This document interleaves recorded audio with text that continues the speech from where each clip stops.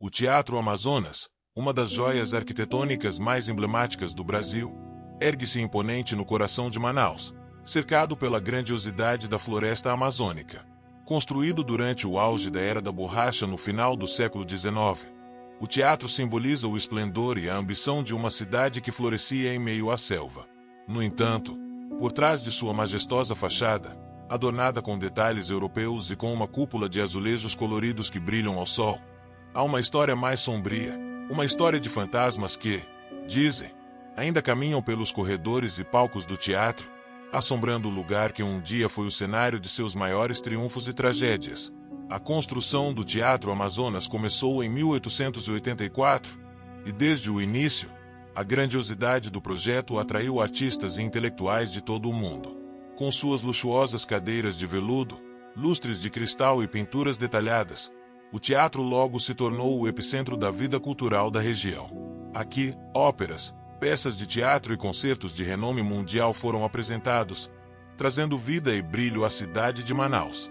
No entanto, conforme os anos se passaram e o ciclo da borracha chegou ao fim, o Teatro Amazonas começou a se tornar um lugar silencioso, quase melancólico, como se estivesse à espera de algo ou de alguém.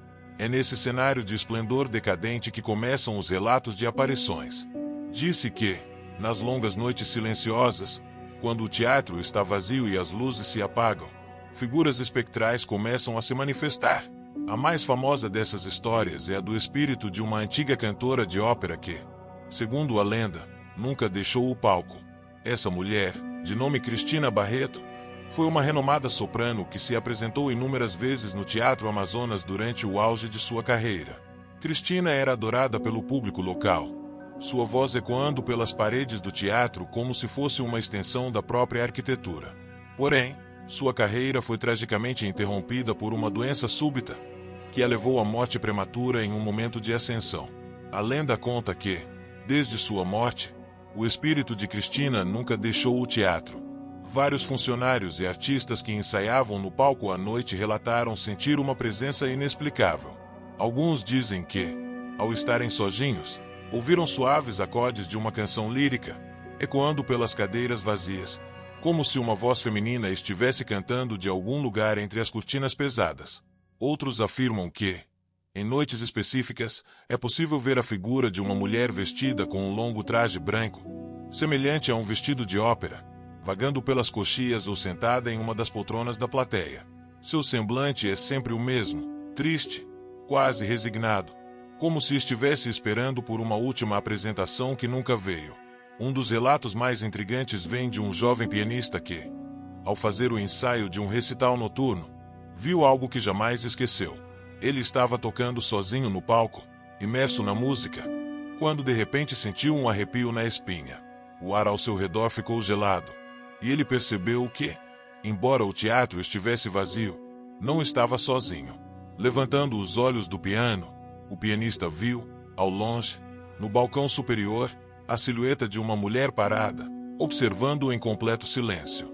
Sua pele pálida e os traços inconfundíveis de uma cantora de ópera se destacavam à distância. A figura não fez qualquer movimento, mas o jovem sentiu uma angústia profunda, como se estivesse na presença de algo que não pertencia mais a este mundo. Em pânico, ele deixou o palco correndo, prometendo nunca mais voltar para ensaiar à noite.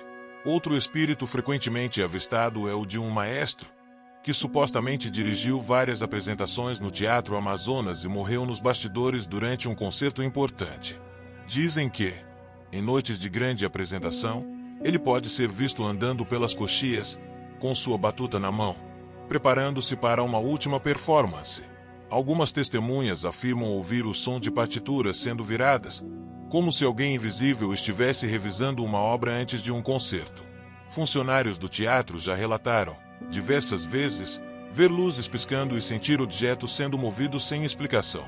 Para muitos, esses fenômenos são provas de que o espírito do maestro continua a conduzir, não mais uma orquestra de músicos, mas os ecos fantasmagóricos de suas memórias.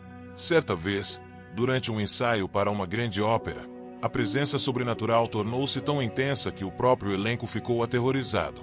Os cantores afirmaram sentir uma brisa fria cortando o palco, mesmo com as portas fechadas, e ouviram um sussurro ininteligível, que parecia vir do fundo do auditório vazio. Alguns artistas descreveram ter visto silhuetas de antigos músicos, em pé, à espera de sua entrada no palco, como se uma apresentação fantasmagórica estivesse prestes a começar. Em um desses ensaios, um dos violinistas sentiu sua mão sendo tocada por algo frio enquanto afinava seu instrumento.